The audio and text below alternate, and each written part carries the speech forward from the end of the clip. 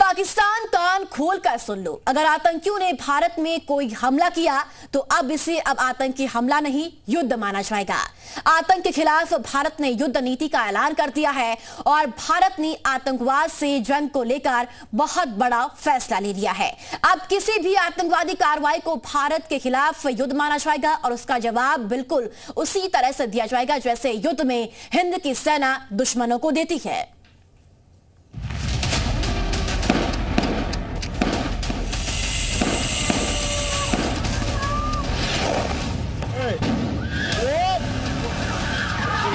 कोई भी एग्रेशन का एक्ट किया तो उसको एक्ट ऑफ वॉर मान के भारत एप्रोप्रिएटली रिस्पॉन्ड करेगा और पाकिस्तान को मिट्टी में ध्वंस कर दिया जाएगा। मुल्ला मुनीर, कान खोलकर सुन लो, अगर पहलगाम जैसा आतंकी हमला दोबारा किया तो भारत उसका जवाब युद्ध मान कर देगा।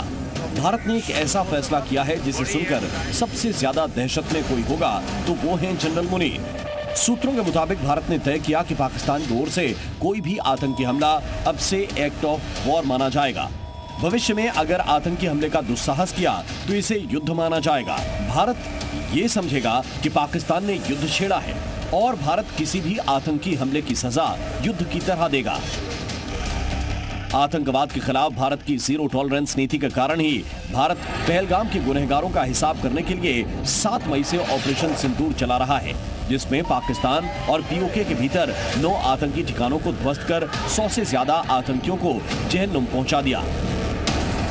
आतंकी हमले के खिलाफ भारत की युद्ध नीति इसलिए भी जरूरी है क्योंकि पाकिस्तान आतंकवाद को लेकर ढीठ है।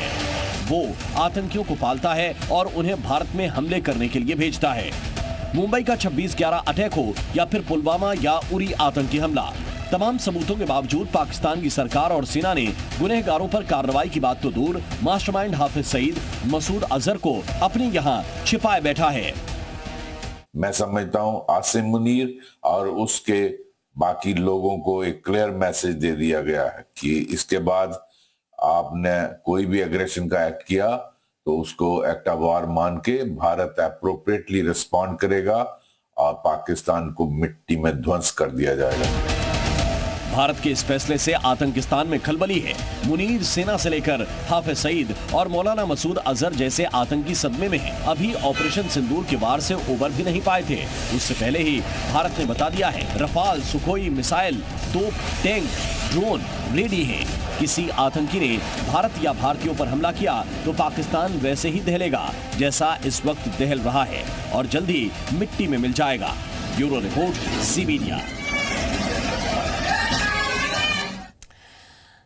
पहलगाम में हुए आतंकी हमले का बदला लेने के लिए भारत ने 7 मई को ऑपरेशन सिंदूर शुरू किया था, जिसके तहत भारत ने पाकिस्तान और पीओके में 9 आतंकी ठिकानों पर मिसाइल स्ट्राइक की थी। इस ऑपरेशन में मारे गए आतंकियों में से 5 के नाम भी सामने आ गए हैं। ये पांचों जैश और लश्कर के टॉप के आतंकियों में शुमार थे। इन आतंकियों के मारे जाने से ही पाकिस्तान बौखलाया हुआ था।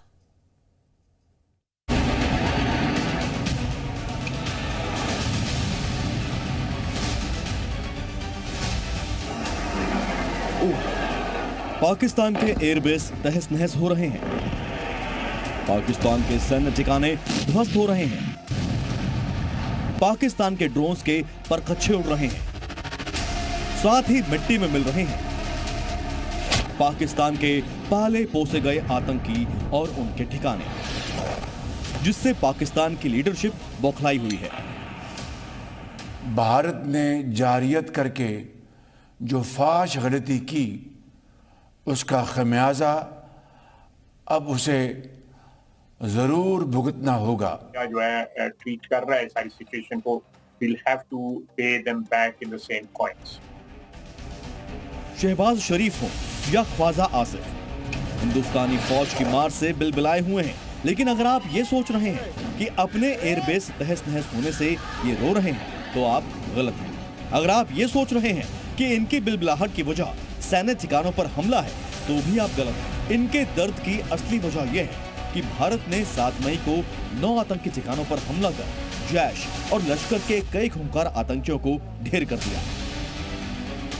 इन आतंकियों में लश्कर आतंकी अबू जिंदाल शामिल है, जो मर्दीके में मरकज तैयबा का प्रभारी है। ये 2008 के मुंबई हमले में शामिल था। भारत की स्ट्राइक में जैश का आतंकी हाफिज मोहम्मद जमील भी मारा गया। ये बहावलपुर में मरकज सुबहान अल्लाह का प्रभारी था। जैश चीफ मसूद अजहर का सबसे बड़ा साला था। इस पर मुस्लिम युवाओं के ब्रेन वॉश और फंड इकट्ठा करने की जिम्मेदारी थी। भारत के हमले में जैश आतंकी मोहम्मद यूसुफ अजहर भी ढेर हो गया। यह आतंकी संगठनों में हथियारों की ट्रेनिंग का प्रभारी था। कंधार हाईजैक की साजिश रचने वालों में शामिल था। ये मसूद अजहर का साला भी था। ऑपरेशन सिंदूर में लश्कर का आतंकी अबू अकाशा उर्फ खालिद भी मारा गया। अफगानिस्तान में हथियारों की तस्करी में शामिल था। जम्मू कश्मीर में हुए कई आतंकी हमलों में इसका हाथ था। भारत की मिसाइल स्ट्राइक में जैश आतंकी मोहम्मद असगर खान भी ढेर हो गया।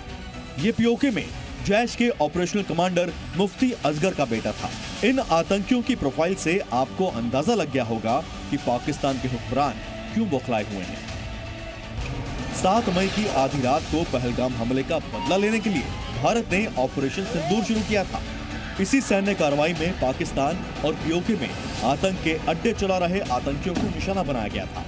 फाइटर जेट और मिसाइलों से किए गए इस हमले में आतंकियों के 9 ठिकाने तबाह हो गए थे।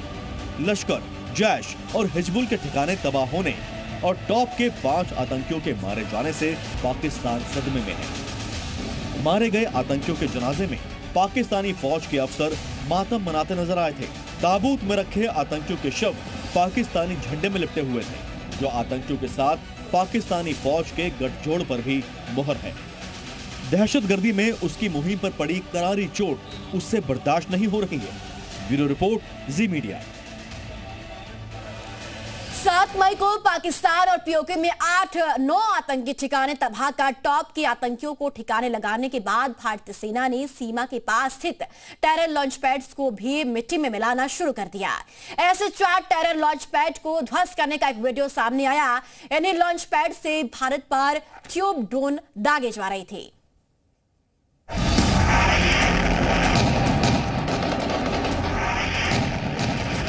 पहला टेरर लॉन्च पैड, दूसरा टेरर लॉन्च पैड, तीसरा टेरर लॉन्च पैड, चौथा टेरर लॉन्च पैड।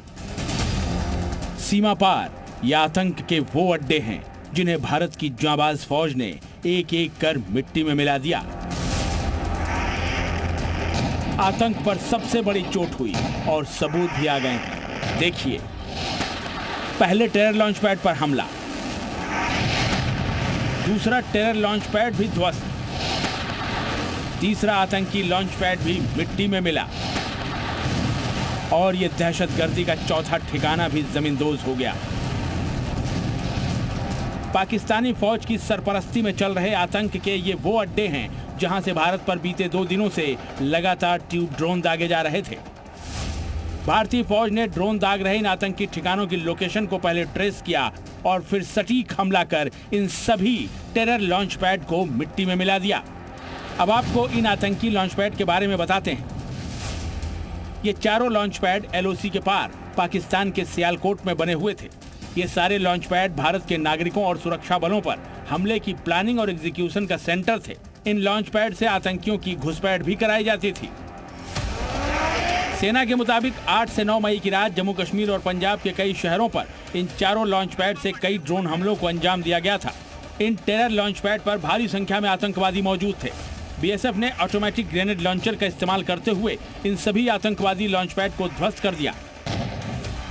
जिन लॉन्च पैड को BSF ने ध्वस्त किया है, वहां आतंकी पाकिस्तानी सेना की ड्रेस में उन्हीं के साथ रह रहे थे। इन टेरर कैंप पर आतंकियों ने बंकर भी बना रखे थे। इन बंकरों में आतंकियों ने ट्यूब ड्रोन का भंडार जमा कर रखा था, जिन्हें लगातार भारतीय सीमा की ओर दागा जा रहा था। लिहाजा BSF ने इन लॉन्च पैड को ध्वस्त कर आतंकियों के बुनियादी ढांचे और उनकी क्षमताओं को बहुत बड़ा झटका दिया है।